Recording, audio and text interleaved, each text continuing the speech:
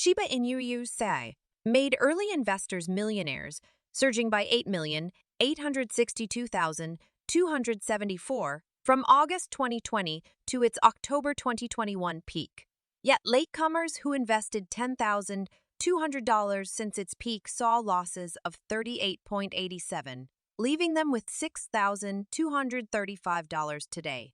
However, those investing $16,100 since SHIB's launch could now boast gains of $1,063,406.73, worth over $170 million.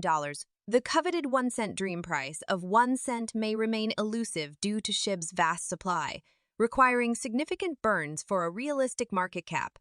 Plans for a new burn mechanism are in the works, but details and launch date are pending. SHIB trades at 741 cents with a 90.86 burn rate.